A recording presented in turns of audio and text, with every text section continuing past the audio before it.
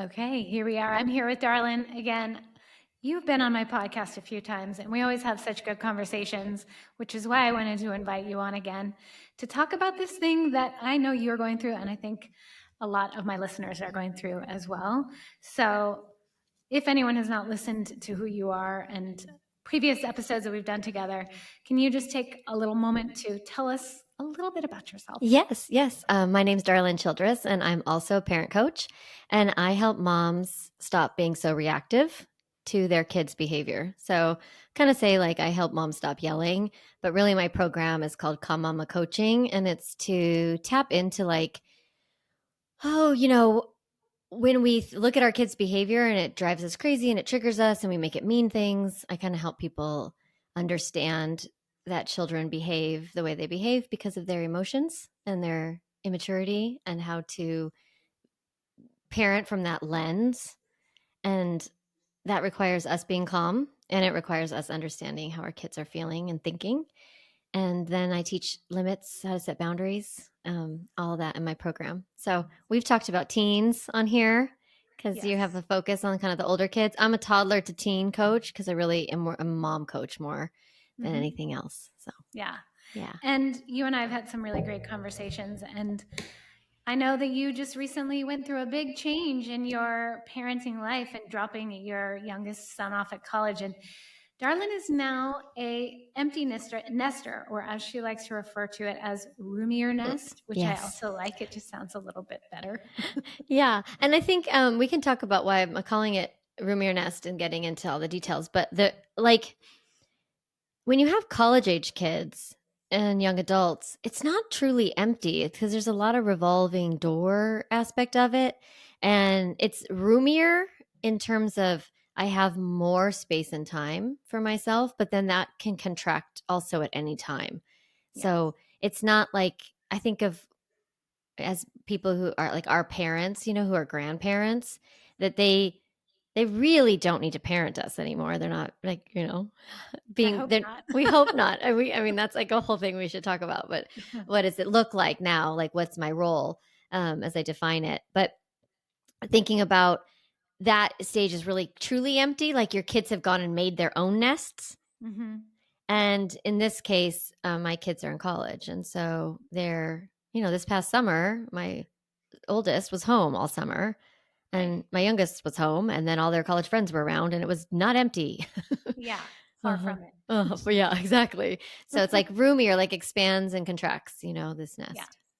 Yeah. And I really am enjoying observing your process of this, because for me, it validates a lot of the challenges that I'm going to face, but I'm currently like worrying about facing, because I know, as you know, the teen years, it's like, it's a slow letting go process, but at the same time, you have this evolving relationship happening.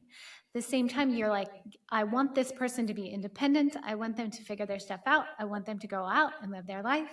And then they do. And it's like, wait a second. What about me? What about our relationship? What about all the good times we had? Yeah. Right. And so it's like this duality of emotions that I've seen you talk about. And so I thought it would be good to just bring it up, because I know a lot of the parents have just dropped their kids off at college and are just in the same situation, and to normalize the struggle. And also toward the end, we can talk a little bit about some of the research and stuff that's out there to help go through it. But yeah, I think that might be helpful if you wouldn't mind just talking a little bit about the leading up to, and then the point of dropping off, and just tell us a little bit about that story. How did it go? How's it going? Yeah, thank you. Yeah, so it's been like 3 weeks at this point, I think, that they've been gone. And they both are living in the same town. They both are living in Santa Barbara. And my older one lived in a dorm last year, and now he's living in an apartment with some friends. And then my younger one is living in the same dorm that my older one lived in. Okay. And it's about an hour and a half from our house, so it's not terribly far. So some people will try to console me by saying, at least they're close. And as we talk about it, I don't feel like I'm grieving them not living here, or at least that's not how it presented at first. I was really grieving the end of a period, very intense period of my life of having children in my home. Yeah. And it was less about like what was happening for them or where they were or really anything about them in some ways. It was more the end of motherhood as I know it. Mm-hmm. And I don't know if everyone likes to think of it to such extremes or maybe it's not helpful, but for me, it is helpful to redefine this stage of my life and create new language around it, which I'm still working on. But I experienced dropping off my youngest as a death, if I could. It felt that intense. People close to me have died in the past. And when I was like going through this process, I realized, oh, this feels the same. It feels like grief. Yeah. And that was surprising to me because when I dropped my first one off, I missed him terribly. Mm-hmm. And it was so much more about him and like him not being around and being curious and like longing for him. And I feel the same way. I love my younger one as well. Like I, of course, would miss him. That's great. Yes. But then it wasn't so much, like I said, not about him. And so Lincoln left. My oldest one is Lincoln. He left on a Friday afternoon to move into his apartment. And then my other one was going to move on the Tuesday. Mm-hmm. So this summer was kind of a lot of young adults, a lot of young men in my house, a lot going on. Then we started to switch into getting stuff ready for an apartment and getting stuff ready for a dorm. And I actually noticed that I wasn't doing the dorm stuff for my younger one. Like my firstborn, my first leaving, I was like on the like lists and like, what does you need for a dorm? And, ordering things and talking to him about it. And I was sort of doing that for the apartment for my oldest, but I was like, I don't know, a week in, I'm like, a week before Sawyer, my younger one, was leaving. I was like, I haven't done anything. Yeah. Like, I haven't ordered anything. I was just surprised. And I noticed for myself when I procrastinate about something, it's emotional usually. Of course. Yeah. Yeah. So I was definitely resisting. Like, I didn't want to think about it that much or open myself up. Busy summer, get Lincoln going, and then kind of shift gears to Sawyer. And so then I kind of did, and it all felt very neutral, and I wasn't all that emotional. Dropped Lincoln off, felt tender towards him, and then came home, getting stuff going, packing, talking to Sawyer, like, what comforter they want to bring, whatever. And he's never been one to let me decorate his room, or like he's so picky. So I just, bare minimums for him anyway. Yeah. So Tuesday morning comes. I know we're not leaving till like 4 o'clock in the afternoon because my husband wanted to come and he couldn't. So we were all going to meet for dinner. So we just kind of pushed it to closer to dinner time ish so he could meet up with us. So, Sawyer was running around. I went to physical therapy I had foot surgery this summer. Mm-hmm. And I was grumpy that morning. I was grumpy at PT. The guy was like, how's it going? I'm like, it's terrible. My foot hurts. Everything sucks. I was like, I've been doing this for a while. It's not getting any better. Working. I was like in a bad mood, like kind of being bitchy. Yeah. And I was like, this is weird. Like, I'm not usually all that kind of mean. And then I was like dismissive. I don't know. I was like, something is up with me. And I get in the car to leave, to come home, to go back to work.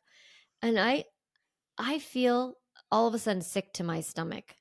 Mm-hmm. Like, I am not in my head. I'm not feeling things that are coming from thoughts. Like, I'm not having thoughts. Mm-hmm. I'm just in my body and I feel like I'm going to throw up. Yeah. And I was like, oh, what is this? And it was really about starting to recognize that Sora was leaving that day. Mm-hmm. And I don't know. My chest was heavy. It was just so physiological. And if anyone was like, well, what are you thinking? Or what are you worried about? Or like, what's going I had no thoughts. Yeah. It just felt like, oh my God, it's over. If there was any thought, today is the day. And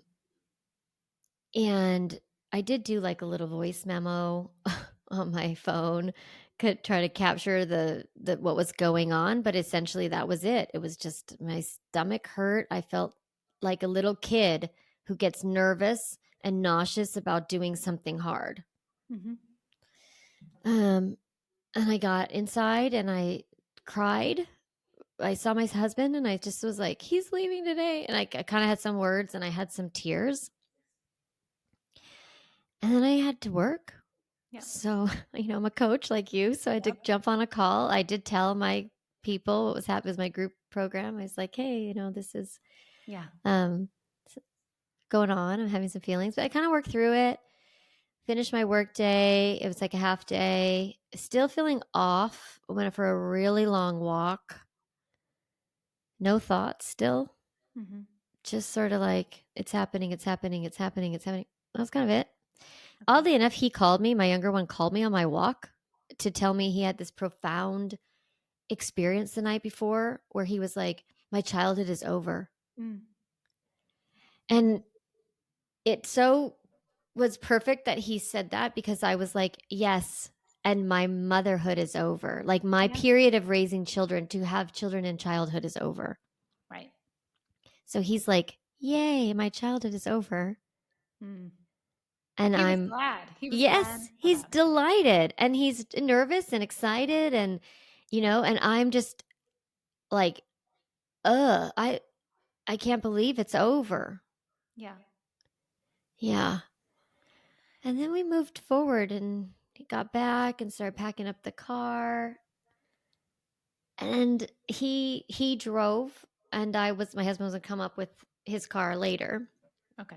So I was driving with him in his car and he's so funny. So like the day before he was like, I'm so excited to drive up there. I'm like, I know what music I'm gonna blare. And I'm like, he's like, I'm gonna be he pictured himself alone driving to college with like it's like he had a whole vision of himself. And I was like, well, I'm gonna be in the car with you. Surprise. And he was like, what? No. And I was like, yes, I have to go in your car because dad's coming up Yeah. later. And he's like, well, I'm going to have my music. And I was like, that's fine. But it's like, you don't have to have it that loud. It's going to be really loud for me. And then he's like, yeah, you can't complain about my driving. You can't complain about my music. I said, Okay. well, why don't we compromise like a little bit? And then this guy goes, the compromise is that you're coming in my car. Wow. Okay. He is on his own. He's ready for adulthood. He is ready in his, little heart and soul. He's done with childhood. He's going to drive in the car with, his Yeah. Travis Scott songs playing really loudly. And normally I don't like drive. I don't like when my kids drive. It Yeah. really activates my nervous system. Like parents of teens, like, yeah, that's like the hardest thing I It taught my really kids to is. do. It was the absolute worst for me. Yes. I feel like I'm gonna die all the time. For real. Yeah, like literally. Like, did I die yet? Did I die yet? Right? And they're like, will you calm down? I'm just fine. And you're like, no, I no, don't no, feel you fine. were about to die any second. You Yeah. just slammed on the brakes and barely missed hitting that car. No, I'm not fine. I hate it so much. So but he's gonna drive, and so the entire drive, I'm not thinking like, this is so sad. I'm gonna take my son to college. I am like, is it over yet? Is it over? Can we get out of the car? Yeah. Like, but I was having much more intense reaction than was warranted, and that just shows to me that I was in like a stress response. Like Yes. my stomach was hurting.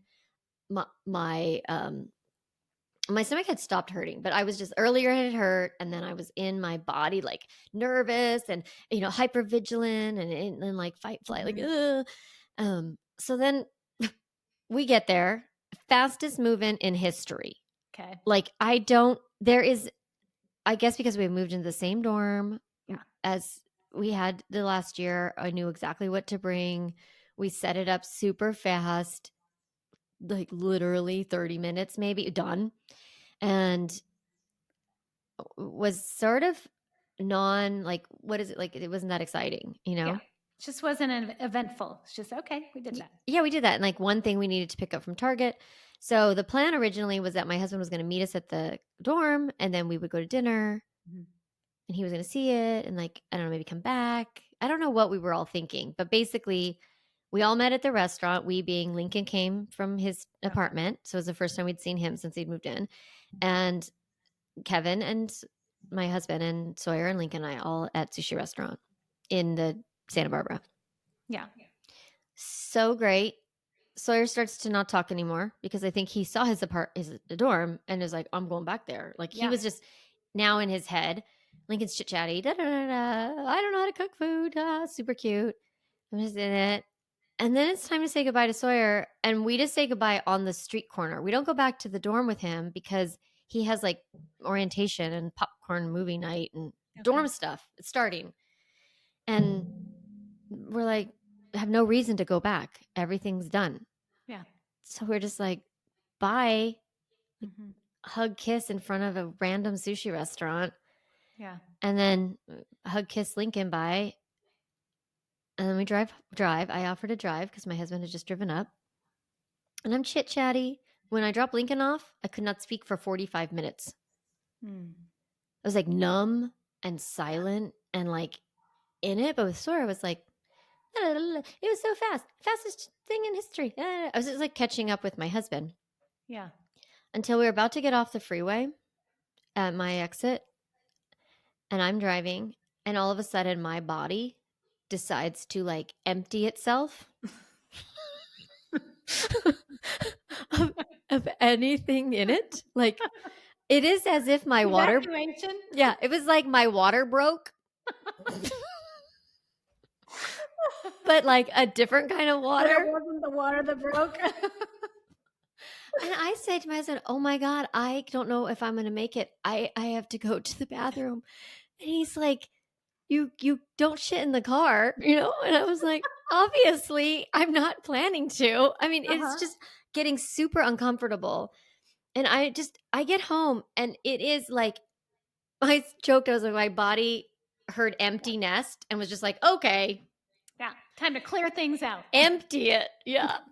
Oh my word. I could not believe it. I was feeling fine. Yeah. Ate sushi, chit chatty. And it was only like as I was getting off the freeway without any of my kids and coming home, I don't know, my whole body lost it. Yeah. And I spent the next 3 hours just in bed and in the bathroom, back and forth, just emptying. It's the only, I was like being scraped. It was so like metaphorically what I was experiencing. Just like, yeah. Yeah. It's like it all built up. Not in my head even. Yeah. My body. Absolutely. And that's where really all the emotions are processed anyway. You know, your brain gets out of the way. It's like 80% of the things you process are processed through the body. So even if you could rationalize, oh, it was smooth, it was 30 minutes, you know, he's there, your body is telling itself and feeling otherwise. Yes. And of course, it's going to show up in one way or another. And so it's no surprise that that happened, right? That's, you know, the gut is this, what they call the second brain. And so even just having eaten something, and it could be related to the food, but at the same time, if you're going through some really serious emotional turmoil internally, your gut is not going to behave the way it normally would. Yeah. Yep. Like it just took me off guard or like by surprise because normally I'm like such a processor and I kind of know what I'm thinking, what I'm feeling, and I'm really paying attention to my thoughts and working hard to, you know, stay regulated and that kind of thing. And yet, yeah, I'm almost like on a more subconscious level. Right. It was, yeah. I just don't know how many times I've had it be physiological going through something. Yeah. And not being in my head. Yeah, absolutely. Because you can rationalize away everything, and having the background that you have where a lot of it is revolved around the thinking, you know from firsthand experience that much of it is processed in your body, and you don't plan for it. It's not like you're preparing for it. Like, I expect this to happen. Your body responds before your brain even recognizes what's going on. And especially with grief, Yeah. you can say in your head, everything's fine, he's going to be okay, he's got this safe room, this is what he wants. You can explain it away all you want, but the emotions and the grief and the feelings are going to be processed in your body. Yeah. So finally went to sleep and woke up, and then that feeling of deep fatigue when Uh-huh. something is when somebody dies or when you've Yeah. lost something, intense. And I just went with it, allowed it. I just spent the day, I did a little work here and there, laid in bed, just kind of trusted that whatever was happening was supposed to be happening. And Mm-hmm. it's been surprising to me. I haven't really cried since that morning before. Mm-hmm. I haven't had a lot of like emotional tears or anything like that. It just has more felt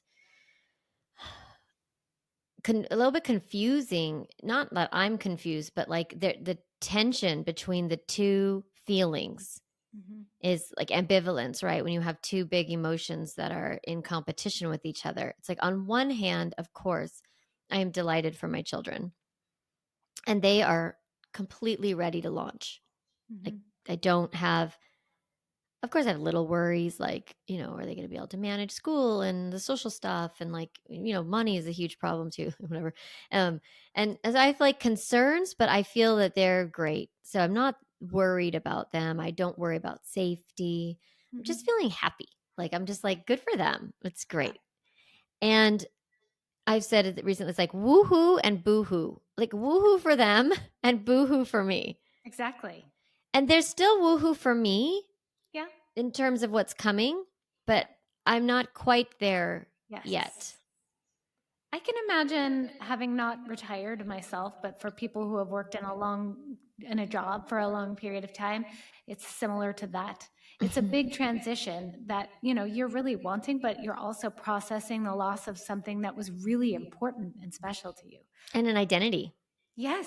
Hmm. And the kind of on the topic of that grief, it's you having known the experience of grief, it's not something you can really plan for. It's not that No. you can say those stages of grief as they studied it were applied to somebody who was in a terminal illness state. Hmm. So they knew something was coming. But when you are in a situation that you feel like you don't have a ton of control over, there's no like clear guideline of what you're going to feel and when. So you could be totally fine 1 minute and then the next day, like you feel like shit Hmm. and you don't know why. And it's because of the grief. Yeah, It well, just, there's this loss that you're trying to integrate yeah. into create a new normal around that there's something that used to be true for me that my kids lived in my house and that's no longer true. Yeah. And will they live here again? Of course. Will they be here for Thanksgiving? Of course. Sure. But today they're not. Like I went to record this podcast with you and I have a little record do not disturb sign that I put on my door. And I was like, I don't know if I ever have to put this on here Yeah. again because no one is here to disturb me. Yeah. And that makes me like feel free. Mm-hmm. And I also feel as if I've been something's been taken, like Yeah. something that I really liked. I really liked having children in my home. Mm-hmm. I liked being the primary mom Mm-hmm. and paying attention and being there. Of course, it's annoying and teenagers are hard, and Mm-hmm. it is. It's a slow goodbye in terms of how much time you spend together. It does Yeah. change all through adolescence, but I was still like, are you up for school or how Right. was school today? I knew what time they generally got up and what time they generally got home and sort of what was up with their days and to not know those things. Mm-hmm. And I guess I could look at, I don't track my kids. I think I Yeah. never really did. I'm not like that. Um, they were really independent already before they left. So it wasn't like I was like the one waking them up and this and that, but I was aware of what was going on. And Right. I could be like, what time did you wake up? Did you sleep Yeah. well? I don't, that would be such a strange conversation to have with them every day. I'm not going to, it's Mm-hmm. different now. Yeah. Even if And they do come back, it's different because when they were younger and they were living with you, it's different than when they're coming back for a shorter period of time. So it is a loss of a very specific season of parenting. And mhm, you and I are very similar, as I'm sure are a lot of my listeners, in that we were very involved in our mhm, parents, in our kids' lives as parents. And also, I can't speak for you, but I know for me, I always wanted to be a mom. And when I pictured mhm. being a mom, I pictured the little kid phase, taking them to school, going on field trips, the sleepovers and like those kinds of things. And then that's just gone. And then Yeah. they're adolescents, and then you're slowly letting them go. So it's a loss of the idea of what parenting is, and Mhm. that you're not going to get that back in that same form. So No. it's a big thing to process. There's no doubt about that. Yeah, it's the purpose of parenting is to stop doing it. Mm-hmm. It's the weirdest job, right? Like if I do this really well, I won't have to do it anymore. Yeah. And it's not a job, but like the role or whatever it is. Yeah. And so I have done it well, and that part is over in most regards. And it should be that way. Right. And it is my gift to my children that I allow them to have young adulthood that is Mhm. separate from me. It is vital for their development that we separate. Yes. It is not vital for my development that we separate. Yes. I get that.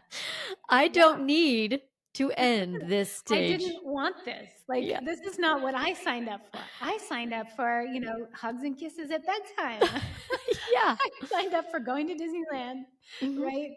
Hmm. Not dropping my kid off at school and hoping that they're going to be okay, And but not hoping that really they knowing. call me or that like we have, so I'm redefining my relationship to Mhm. them Yeah. and my role in their lives, and how important it is that they like.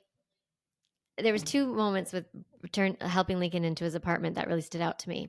The first was I was talking to him about what he wanted for his kitchen, or like did he want to get some certain things for his apartment. I don't know specifics. And he said, "Mom, that's the fun part. Yeah. The fun part is me figuring it out." Oh my gosh, he is so wise. Yeah. And then we did go with him when he moved in, and his roommates had already moved in, a couple of them, and I was putting some things away in the kitchen, and his roommate had put some stuff away in the kitchen, and it was not well put away, right? Because just like a young man was like, "I have Tupperware. I'm going to put it on a top shelf You're like, in a that makes no sense. in a cupboard." No, those go down below. They go under the Uh-huh. right. So I was kind of like moving things. They had a big thing of like Costco forks, and it was on the top shelf of a cupboard. And I thought it would be better if they were like lower or in the silverware drawer, even, or like. Makes sense. So I start to move them, and he's in the kitchen too. Not my son, somebody else's son, some other kid's son. And I'm moving them around, and I'm futzing in there. Yeah. And I said, "I was just thinking that you guys could put the forks right here because then you could, it'd be easier to find." And then he says this to me: "I think that when we need a fork, we'll just find them." He's not wrong. He's not wrong. I was like, "Oh my god, I'm not I need to get out of this kitchen right now. It's time to go. It's time to go. Yeah. I am overstaying. I'm in some sort of mom mode that Mhm. is no one has asked me to do, that I do not have consent for. I'm not invited to do this. And my son is like, we're good here." And that was weird. It was weird. It was like, "Oh, I'm not supposed to be doing this part. Not supposed to, like, in like whatever, but it's not appropriate in some Right. way. Like they're supposed to figure it out." Exactly. And it's so important to verbalize this and normalize it, because you as a coach are fully aware, and you coach parents, like, you are Yeah. fully aware of that. You want them to figure it out, Mhm. this, Mhm. Yes. It's but like it's my literal harder to job do to in do that, practice. to teach Yeah, people to do that. it's harder to do in practice, right? Mhm. especially when you're going through a big transition. Yeah. And so, also speaking to the fact that you are a coach and you do like know how to coach yourself and think about your thoughts and all the things, do you feel like there's anything that you could have done or could have been done to reduce the impact of the challenge that is coming with the transition? Do you Mm. think that that's possible? I don't know why you'd want to, Mm-hmm. because it's been really beautiful to be sad about it, because that means that I'm actually processing it and I'm transitioning. And I don't I don't think that there's been a problem here, or, and I know you're not suggesting that, but I think we often try to avoid pain, Yeah. and we're like looking for ways to get away from it, and I love it in some ways, like, because it's meaningful to me and I like to make meaning out of it. I think it would be very easy had I not been connecting to the fact that I was in a transition, Yeah. that it could have been easy for me to bippity boppity boo and move on and just be like, it's so great. I can go on this was one of my ahas. I've had a few funny ones.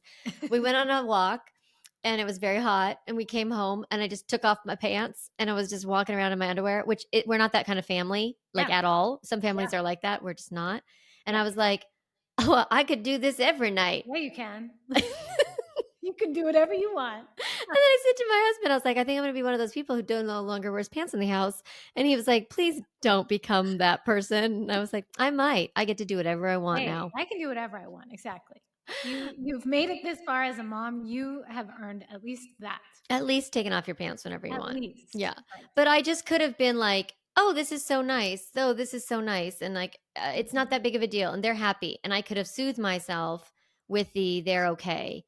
Okay. But that would have been not acknowledging the transition that I'm in. And I Yeah. think that is an easy thing to happen to moms at this point. And then it catches up to you, because you're still going to want to be in that mom mode, futzing in the kitchen. How's your professors? What about this? And kind of sneaking in, like, through the back door Yeah. of, keeping them tethered to you, so that you have your role and identity, instead of going, Yeah. it's okay, I can move on. I can let this one go through my body. It's a necessary part of transitioning into your adult relationship with them. Yes. And it could happen for me. It happened, like, as I'm leaving and I'm in the transition of it. But I think as a coach, I knew it was I knew that I had been thinking about this transition because I'm a parenting coach. I've been thinking about it for 15 years. Yeah. Like, trying to define it. What is it called? What's parenting? What's motherhood? What's being a mom? I've been working through these concepts for a long time. And so now that it's like, was a transition, I was like, oh, I'm in this, and now I'm redefining something. Yeah. I think for a lot of people, it would be easy to not go there. I love that perspective too, that it's not something that needs to be fixed or to push away or to try to make better, that it's okay to just feel bad. And it's necessary to feel bad, to let those feelings come through. And if you don't, then it's going to be more difficult. And they'll come back down the road, whether you like it or not. So it's either you allow it now or it'll come later. Yeah. At another point. Yeah. And I don't want my need to be a mom and to have an identity and have a role in my children's life that looks like parenting, like a very specific role. I don't want my need for that role and that identity and that work to get in the way of my children's necessary development. Yes. Of breaking away from their parent. Like, literally, they're not supposed to be thinking about me. Yeah, it's true. It's heartbreaking, but it's true. They're not laying in their dorm room thinking, gosh, I really miss my mom. I wonder what she's doing right now. I wonder what she's doing, I wonder what's for dinner tonight at my What's parents' for dinner house. tonight? Like, yeah. That's not what's happening. And if it is, maybe we've gone astray, we've gone like off track a little bit here. Like maybe we've created a little bit of interdependence that's not Yep, necessary. yep, Um, Obviously, they're going to sometimes miss home and things yeah, like that. But sure, if I'm needy for them and they're meeting a need of mine, right, then what need are they not meeting of theirs? If they're needy, fine. I get to decide how I want to show up and what right, boundaries I want to set or not. But if I'm needy for yeah. them to keep me happy, that's not, Mhm. I don't want that. That's not healthy. It's a really good insight. It's absolutely true. Throughout the entire parenting process, it's slowly transitioning to that, to where they need you less and less. You're still there for them, but your value and your inherent self-worth is not tied up in their need for you Yeah. anymore. Yes. And Yeah, that is tricky it is.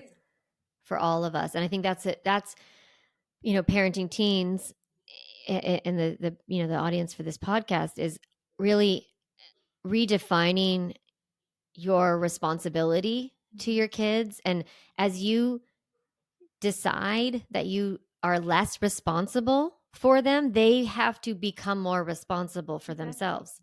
And that responsibility, the less I'm responsible for of them, then that creates a gap because I have more time because I'm not like, did you do your homework? Did you pick up your room? Or Right. did you set your alarm? You better go. Your boss is going to be mad. It's almost Yeah. 4:30, whatever. Like that kind of stuff. If I'm backed off of that, I have a gap that I'm going to learn to find fulfillment some other way. Yes. So it's a beautiful opportunity to prepare you for this stage of, Yep. when they roomier nest and when they're separated from you. Right. But I think a lot of times the fear, we double down on control Yeah. because we're afraid of them and their decisions and all of that. Mhm. And so we pull back, we take on more of their responsibility because are they going to get into college? And we talked about this a lot of times. But Yep.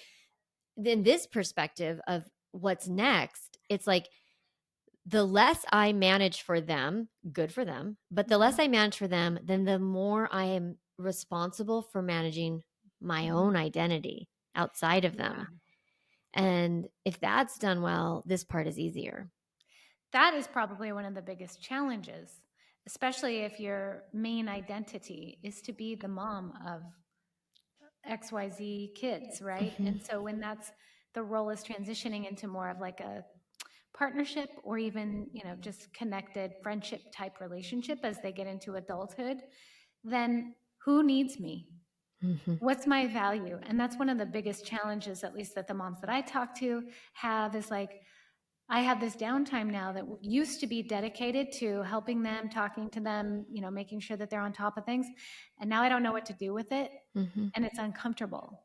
I Yep. don't know how to fill that space. It's So, so true. yeah, I find that that's been true for me. I've been, by the way, you said that what's next. I've been thinking of it from parenting to mentoring yeah, because you said connected friendship or partnership. That's just, I don't know if the label will stay for me, but yeah, and mentoring requires consent. So yes. I'll always be a mom. I'll always be their mother and be there for them and, show up, right? If they call. But I want to be, here's how I think about it. When they're little, you, it's like you're about, there is, let me frame it this way. Your children are playing basketball. Okay. Hmm. And when they're really little, you're like right on the court. Like you're courtside, like maybe you're even in the game a little bit, like throw the ball, like you're real close. And then you go to the bleachers and you're in the front row. And that's like, elementary school. You're kind of right on the front row. You get to see Hmm. everything. And then slowly throughout their lives, you're moving up the bleachers and you're less close, but you're still at the game. Yeah. And, the senior year, you're at the nosebleeds, but Hmm. you're there. Yeah. And then this stage, I'm not at the game anymore. Okay. I'm outside. I'm not even at the stadium. I'm just getting the highlights reel. Hmm. And I love that. That's enough. And that's great. I don't even really want to be at the game anymore. Like, I'm tired of being on those bleachers. They're uncomfortable. Yeah. And I realize that mentoring is not the highlights reel. it's the game plan before the kid goes out on the court. So much. And I want to be in that conversation. Mm-hmm. I want to be in the game plan conversation Yeah. before the game. So that's what I'm moving towards more and more with my kids. Like, what decisions are you making? What are you thinking about?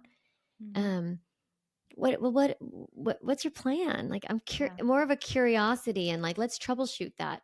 And that Yeah. requires a lot of consent, and I have to be super detached. Yes. Mm-hmm. Being authentically curious Yeah. versus fearful or judgmental. Yes. Yes.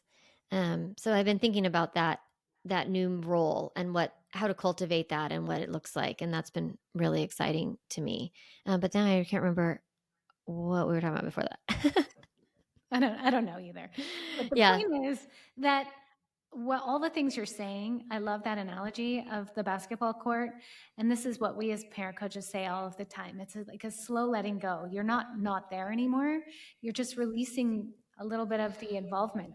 And as you do that, you're filling whatever it was that you were dedicating to them with something that gives back to you Mm-hmm. instead. Mm-hmm. So that when they do transition out of your house, it's not like a smack in the face. Now I have 8 hours a day that used to be dedicated to that, and I don't know what to do with it. It's like, yes, there's emotional loss, and I miss them, but it's not who am I? What am I supposed to do with myself? Yes, right. I think it's mom mode to me mode. I've been thinking about it a little bit, and that does happen in high school. It's like, Yes. I was available for my kids Yeah, after school, all of high school. Did I spend from 3 to 8, 3 to 9 with them? I did not. Like, absolutely not. super weird if I had, right? Yeah. Um, and but I was available for the conversations if they came and I wanted Yes. to be part of it. And I wasn't chasing them down trying to ask them like what their homework assignment was or whatever. Yeah. I was just there, and there was like some tactical transactional conversations like, hey, you haven't taken the trash out, whatever. Right. That's big. Um, but then so I've had that time, but I had that time kind of earmarked for them, and I would have to fill it. And that's what I've noticed in the last few weeks is that I don't need to be available to anybody. Yeah. And that's really weird. Mm-hmm. I am unclear what that looks like. Like, I'm like, oh, I could work more hours. That's interesting. Good. Like I kind of stopped work all these years around 3 o'clock. Yeah. And not necessarily, well, I work with parents, so a lot of times they're not available after 3 Yeah. anyway. But not necessarily because I was done for the day, just I wanted to be available. And Yeah. that's interesting to see the time or the weekends. I'm Mm-hmm. kind of like, I have the entire day to do whatever I want. If that means wearing my no pants Yeah. all day, that's great. Uh-huh. So that's just now new. Like, it's been 3 weeks, like I said, and it is only these small things dawning on me. Like at the grocery store, I'm not buying, the Yeah. Trader Joe's Takis. Like, I'm Yeah. just like, oh, I don't need to buy protein bars Uh-huh. because I don't eat them. Right. So that's been very interesting and very fun to explore that. But I'm just now kind of coming into that. Like, And ooh, it's what's all part next? of just that evolution of your role as a mom. Mm-hmm.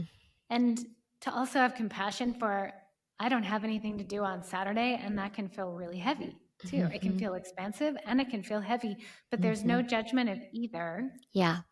It's part of the process. I'm sitting with whatever's coming up. I'm Mm-hmm. allowing whatever is happening to come through. I'm getting support when I need it, finding someone to talk to if I need that, Mm-hmm. and coping or managing all of the emotions in a way that feels good. Like I started crocheting.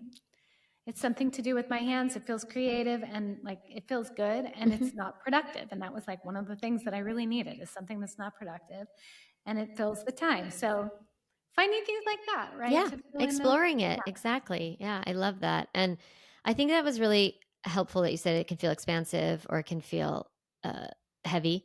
Mhm. And sometimes I feel both at one time.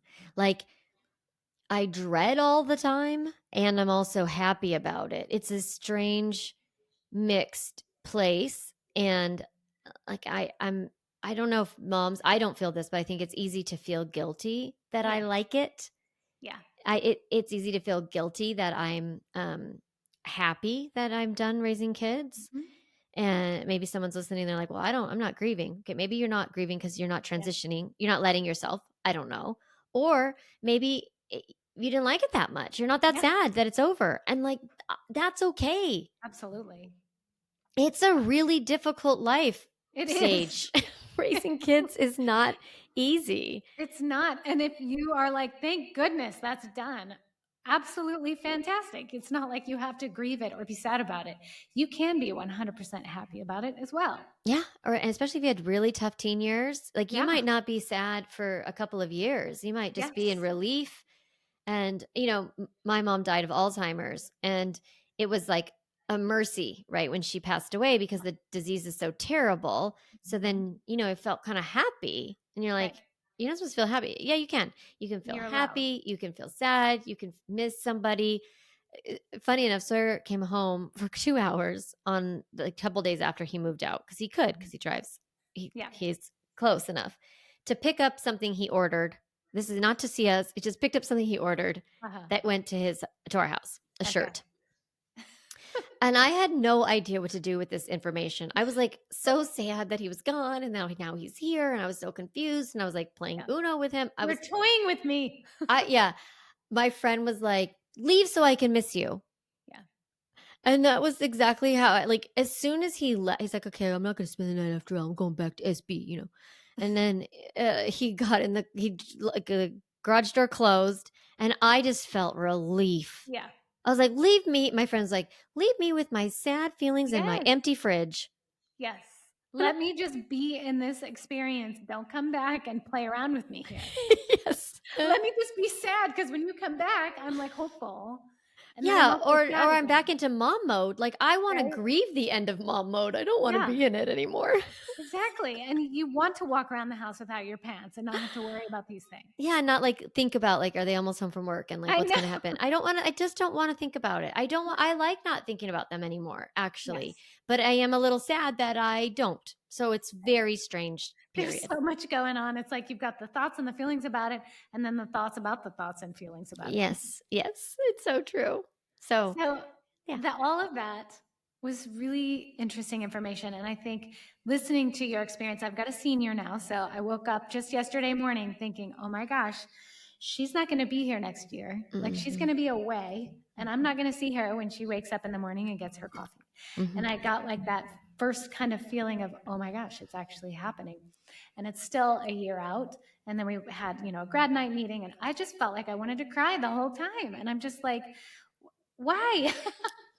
But at the same time, it's fun and exciting, and it's all about the roller coaster of life. And that's what this Mhm. is. Yes.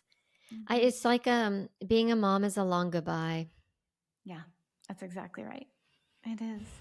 And also figuring out who you are in the process. Yeah. Now that you are transitioning out of being full mom, who are you outside of that? Mhm. And allowing yourself to be that. And maybe it's different than what it was before you became a mom.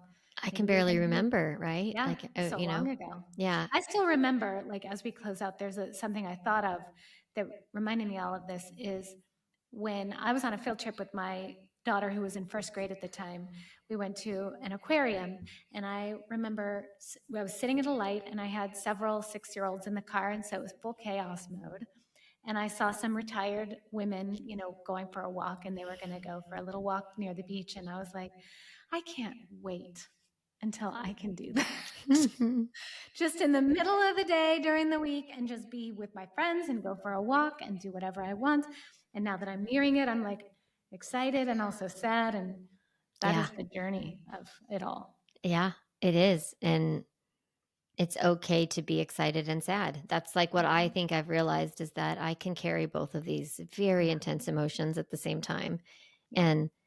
and toggle back and forth between them and even intertwine them. And Yeah. it's actually very beautiful. Yeah. So thank you for letting me share my story. I'm so glad you did. I love hearing a good story, and I know that I can definitely see a lot of myself in everything you're sharing as can many of my listeners as well, whether they have a college student or soon to be college student, or that's 5 years away.